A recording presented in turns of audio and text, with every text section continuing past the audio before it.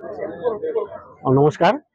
আজি আমাৰ প্ৰত্যয়ৰ চতুৰ্বিংশ প্ৰতিষ্ঠা দিৱস, চতুৰ্দশ প্ৰতিষ্ঠা দিৱস। এই প্ৰতিষ্ঠা দিৱস আমি দিনজোৰা কাৰ্যসূচীৰে ৰাতিপুৱা পতাকা উত্তোলন, তাৰপিছতে শ্ৰদ্ধাঞ্জলি অনুষ্ঠান কৰিলোঁ, স্মৃতিচাৰণ অনুষ্ঠানো হৈ গ'ল।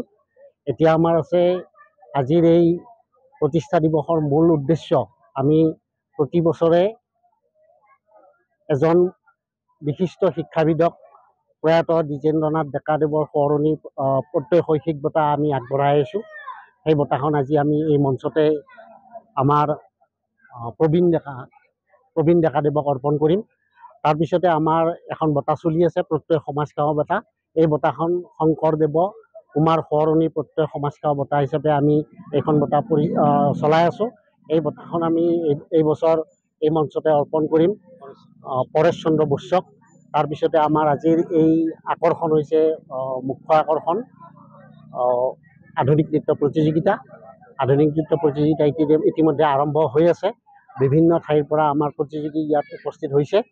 তাৰপিছতে আজিৰ নিশাৰ বিশেষ আকৰ্ষণ বৰ্ণালী বৈশিষ্ট্যই গীত পৰিৱেশন কৰিব ইয়াতে।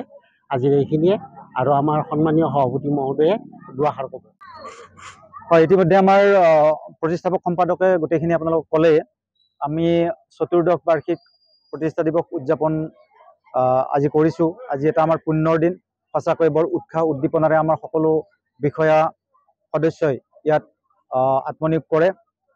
বিভিন্ন ক্ষেত্ৰৰ বিভিন্ন বৰেণ্য ব্যক্তিক আমি এই মঞ্চতে আমি বিভিন্ন সন্মান আমি প্ৰদান কৰোঁ।